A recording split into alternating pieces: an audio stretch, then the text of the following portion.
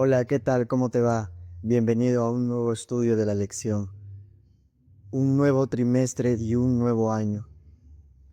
Yo te deseo que el próximo año, el 2026, sea un año muy bendecido para ti y tu familia.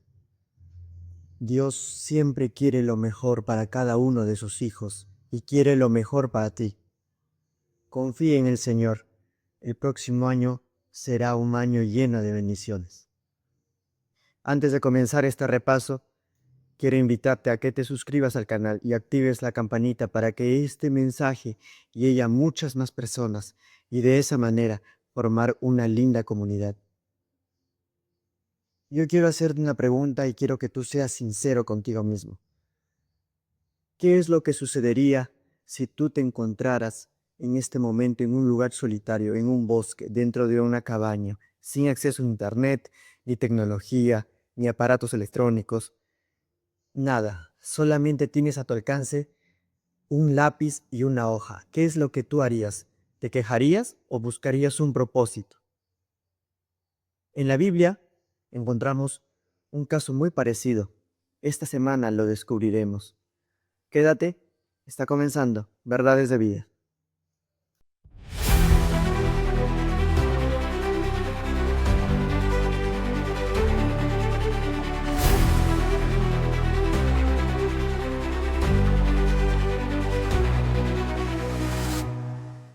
Como ya es costumbre en nuestro canal, cada semana antes de comenzar, quiero invitarte a que tú inclines tu rostro allí donde estés, si puedes, para hacer una breve oración. Vamos a orar. Señor Padre, gracias por todas las bendiciones que nos das, Señor. Te pido que hoy día abras nuestros corazones para que podamos escuchar tu voz. ¿Qué es lo que tú nos quieres hablar hoy día, Señor? Gracias por darnos la vida cada día. Eres grande, Señor. Todo esto te lo pido en el nombre de Jesús. Amén. El versículo central de esta semana, de esta lección, se encuentra en Filipenses 4:4. La palabra de Dios dice: regocijaos en el Señor. Siempre, repito, regocijaos. El apóstol Pablo, ¿qué es lo que quiere decir en este versículo? Que a pesar de los problemas, nosotros siempre debemos de regocijarnos en el Señor, de confiar en el Señor, de abrazar sus promesas en medio de cualquier dificultad. La vida de un cristiano nunca va a ser perfecta. No porque uno se bautiza, la vida del cristiano va a cambiar para que todo sea felicidad. Eso es mentira. Cuando un cristiano decide bautizarse y entregar la vida a Jesús, no es que la vida se vuelve felicidad completa, sino que los problemas que hay en la vida, Dios siempre te va a ayudar y aligerar tu carga. Entonces, que uno sea cristiano no significa que los problemas nunca van a aparecer en nuestra vida, sino que esos problemas van a ser más ligeros con el Señor. Vamos al primer día de la semana, nos vamos a adentrar de lleno a la historia de Pablo. ¿Qué es lo que Pablo estaba pasando en estos momentos de dolor, de incertidumbre? Pablo había sido encarcelado, pero las paredes de la prisión, Pablo no permitió que las paredes de la prisión silenciaran su voz. Pablo ahí en la prisión escribió las llamadas epístolas de la prisión. ¿Sabes cuáles fueron? Filipenses, Colosenses, Efesios y Filemón.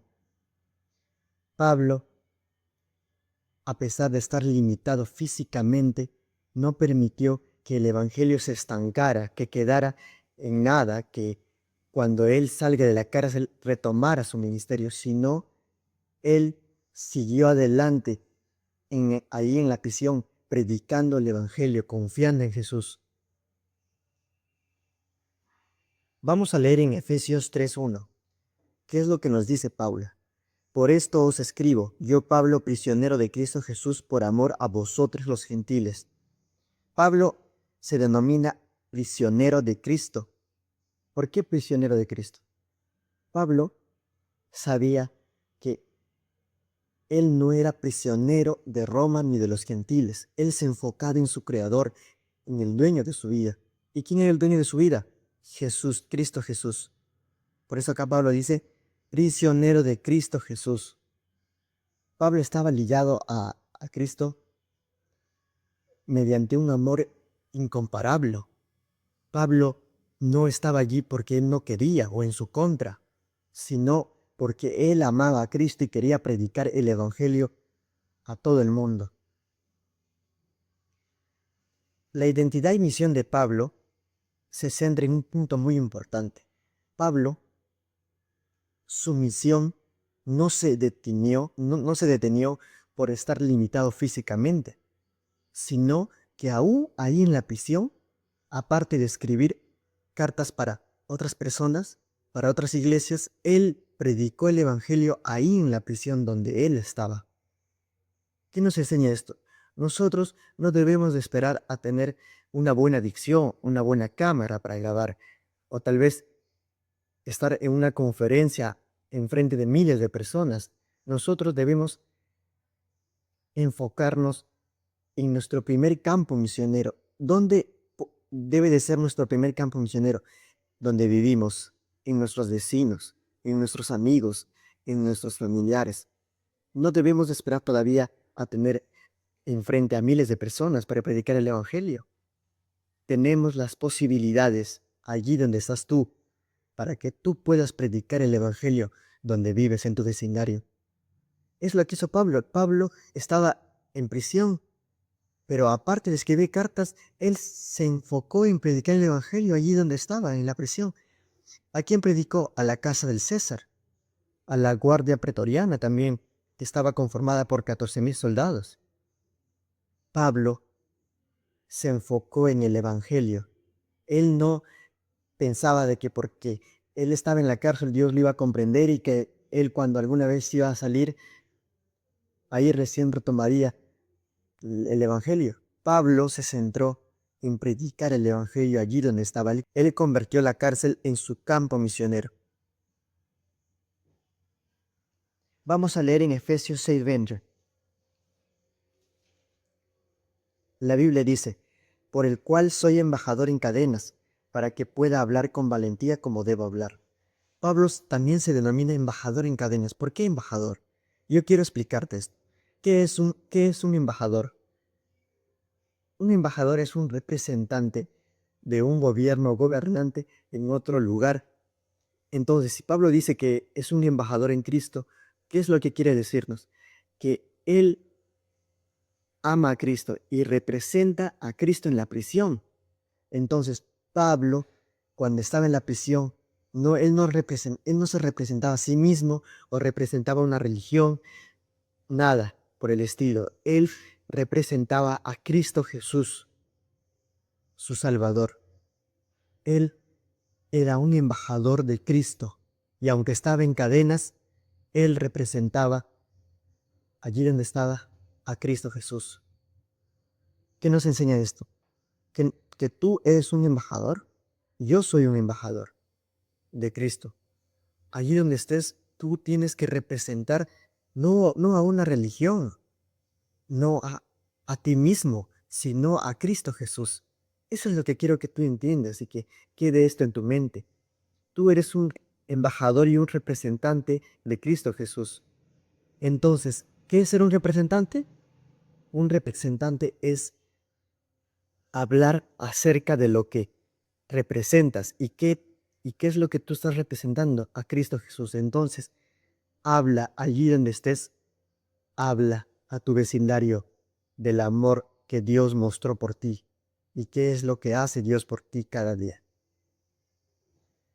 Pablo había evangelizado a los miembros de la casa del César, un hombre rudo, un hombre que aparentemente cualquier persona que lo hubiera visto hubiera dicho, este hombre nunca va a cambiar, este hombre nunca va a reflexionar, todo lo que ha hecho es imposible que este hombre cambie, pero Dios mediante Pablo demostró que para Él no hay nada imposible, no hay ninguna persona que no pueda reflexionar y cambiar y entregarse a Cristo Jesús. Vamos a leer en Filipenses 4:22. Filipenses 4:22. La palabra de Dios dice: todos los santos os saluda, especialmente los de la casa del César. Pablo había enviado cartas, había evangelizado a los de la casa del César. Se había adentrado en el entorno imperial a pesar de que él estaba en una prisión. Eso no estancó que el evangelio llegara a la casa del César, a los miembros, a su familia y también a él. ¿Esto qué nos da a entender? Que el evangelio nunca se puede detener. Nosotros las personas nos podemos detener, pero el evangelio sigue adelante por otras personas. Entonces, nosotros, a pesar de nuestras dificultades, siempre debemos de seguir con el evangelio. Tenemos enfermedades, sí. Tenemos circunstancias que no favorecen, sí. Pero Pablo nos enseña que a pesar de todo, el evangelio no se puede detener. El evangelio tiene que llegar hasta el último rincón de la tierra. Para Dios no hay nada imposible. Como en la Biblia dice, lo que parece imposible para el hombre es posible para Dios. Vamos al día lunes de la lección titulado Pablo encadenado. Pablo había sido encadenado no solo en Roma, sino en otras ciudades como Jerusalén y Cesarea. Pablo tenía los secretos, las herramientas para superar toda tentación que el diablo podría provocarle. Más adelante vamos a ver cuáles fueron esas herramientas. Pablo constantemente era maltratado por soldados que lo comparaban como bestias salvajes. Eran personas que no tenían compasión por ningún ser humano. Pero Pablo, en vez de quejarse o en vez de responder de la misma manera, Pablo se enfocó en Cristo Jesús. Él no respondió con nada de rencor, guardando odio en su corazón, sino él se enfocó en lo que dice Cristo. Vamos a leer en 2 de Corintios 6:4, perdón. Antes nos presentamos en todo como ministros de Dios, en mucha paciencia, en tribulaciones, en necesidades y angustias. ¿Qué nos quiere decir esto? Pablo sabía que ser ministro de Dios no iba a ser fácil. Iba a haber muchas adversidades, muchos problemas, pero eso no determinó su destino de Pablo. Pablo siguió adelante confiando en Dios. Él no buscaba comodidad, él no buscaba que la vida sea fácil, él buscaba fidelidad. Él se enfocaba en esa palabra, en ser fiel a Dios, no en buscar comodidades, ni que la vida fuera fácil, sino en ser fiel a Dios. Nosotros andamos por la vida siempre queriendo buscar comodidades, queriendo buscar lujos que aparentemente nos llena, pero cuando nos compramos esa cosa o llega a nuestra vida lo que deseamos, nos sentimos igual vacíos. ¿Por qué pasa esto? Porque no entendemos el significado de que nosotros no debemos de buscar riquezas ni grandezas, sino al contrario, debemos de gozarnos en el amor y la gracia de Dios como Pablo. Pablo, a pesar de tener tribulaciones, necesidades y angustias, se gozó en Dios. Ahora nos adentramos de lleno a qué recursos, cuáles fueron las herramientas de victoria de Pablo. Pablo había experimentado muchas tentaciones en el sentido de que los soldados lo provocaban, lo maltrataban. Pero Pablo, en vez de amargarse contra ellos, de enojarse contra los soldados, Pablo oraba por ellos. Eso es lo que debemos de hacer nosotros, a pesar de que las personas tal vez nos ofenden, nos hieren, pero debemos de tomar la actitud de Pablo, orar por ellos. Dios es el único que puede cambiarlos. Eso es lo que debemos de entender, orar por los que nos maltratan. Eso dijo Jesús cuando estuvo entre nosotros. Vamos a leer en 2 de Corintios 6, 7.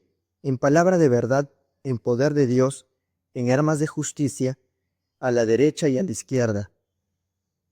¿Qué nos quiere decir esto Pablo? A Pablo no solo sobrevivió a la prisión, a la cárcel, sino que él salió victorioso con moralidad y fe, victoria espiritual y con la máxima expresión de moralidad. ¿Por qué?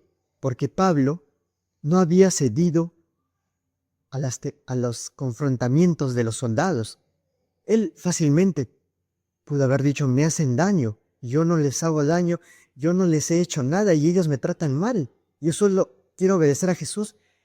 Y fácilmente Pablo hubiera guardado rencor hacia ellos. Él tenía la razón. Los soldados no le habían hecho. Pablo no había hecho nada a los soldados. Los soldados eran los que a Pablo le afligían constantemente.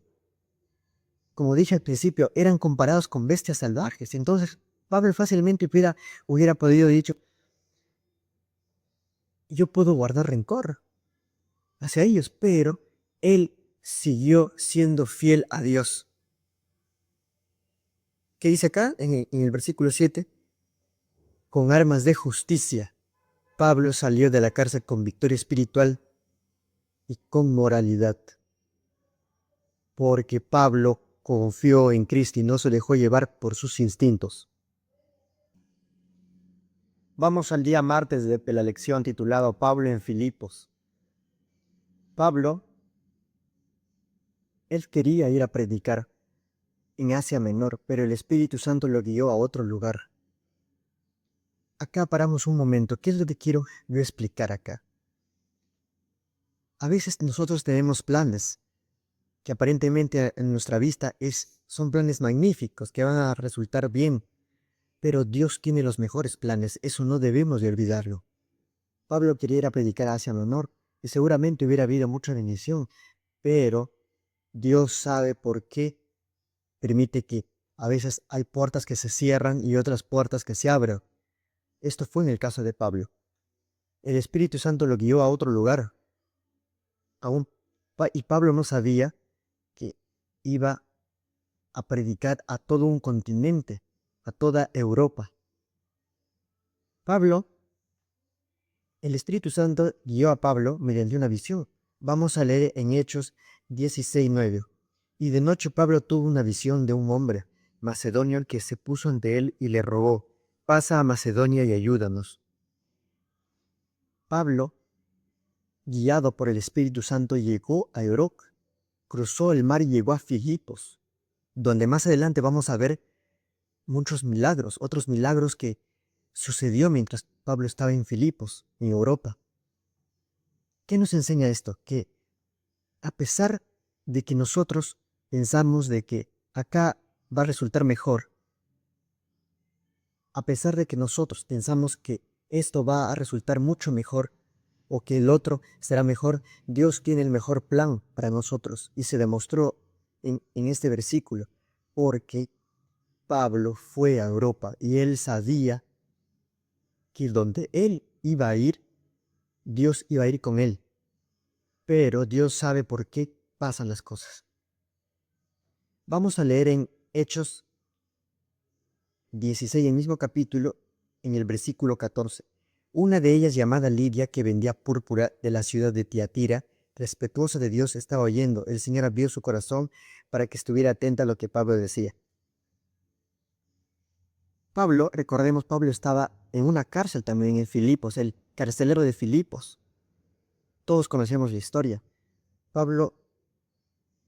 Cuando Pablo estaba allí orando, cantando, las puertas de la cárcel se abrieron y el carcelero estaba allí queriéndose matar porque pensaba que todos habían escapado, pero Pablo le dice, estamos todos acá, y de esa manera el carcelero entregó su vida a Cristo.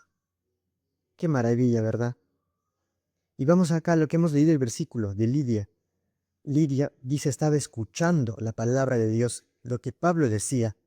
Pero, ¿quién fue el que abrió el corazón? Fue Cristo, fue Dios. No te cansas de predicar. Yo quiero acá hacer un paréntesis.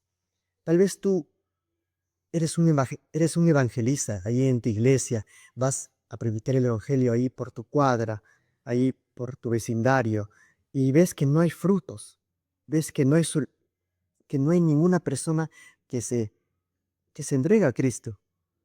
Pero ¿qué nos enseña este versículo de Lidia? Que Pablo predicaba, pero el que abría el espíritu, pero el que abría el corazón era el Espíritu Santo, era Dios.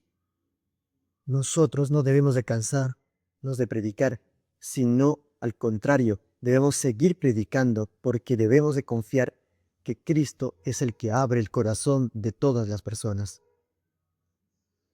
Una reflexión muy importante en este día. Nosotros vivimos pensando en el mañana, preocupándonos por el futuro. ¿Qué es lo que va a pasar la próxima semana, el próximo mes, el próximo año? Estamos entrando a un nuevo año, en 2026. Un año de muchas expectativas. Pero, ¿qué es lo que nos enseña en el día martes, la lección? Que nosotros debemos de dejarnos guiar por el Espíritu Santo, que Él tiene el control de nuestra vida. Que nuestros planes no son los mejores, sino los planes de Dios. Dios es el que tiene el control de todo y debemos de confiar plenamente en Dios. Vamos al día miércoles de la lección titulado Pablo y Colosas. A veces nosotros queremos hacer todo el trabajo del evangelismo, pero Pablo en este día, en el día miércoles, nos enseña que todo se puede resolver, que el evangelio puede crecer con humildad y estrategia. ¿Cuál fue esa estrategia? Pablo mostró humildad al enseñar a otros para que otros aprendan a predicar del evangelio de Cristo. Y de esa manera que todo el mundo conozca a Cristo. Como fue el caso de Epafras. Epafras había escuchado cuando Pablo predicaba en Éfeso y se llevó la verdad a su gente. Pablo, al enterarse de esto, se sintió muy feliz. Pablo no se enojó o buscó la autosuficiencia que lo alabaran a él, sino él se alegraba cuando otras personas predicaban el evangelio de Dios y aprendían a predicar, aprendían a evangelizar. Vamos a leer en Colosenses 1:7. ¿Qué nos dice la palabra de Dios? Así lo habéis aprendido de Epafras, nuestro consiervo amado, fiel ministro de Cristo en vuestro favor. ¿Qué dice acá Pablo? De nuestro amado Epafras. Pablo se alegraba cuando otras personas surgían. Eso es lo que debe hacer un cristiano verdadero. Nosotros como cristianos debemos de alegrarnos cuando nuestros familiares, nuestros amigos, la iglesia, hermanos de la iglesia, empieza a crecer. No debemos de enojarnos, sino al contrario, pedir más bendiciones para ellos. Eso es lo que debe hacer un cristiano verdadero. Un caso muy particular que pasó fue con Onésimo y Filemón. Onésimo había huido de su amo y se encontró con Pablo en la cárcel. Pero Pablo lo envía a Onésimo ya no como un esclavo que debe ser castigado, sino para que con su amo se reconcilien con una carta. Vamos a Filemón 1:16.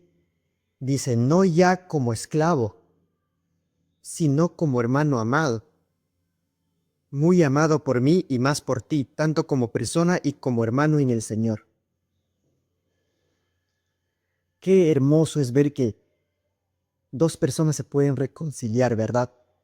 Onésimo había huido y su amo tenía rencor, quería vengarse de lo que había hecho, pero Pablo al enviar a Onésimo con una carta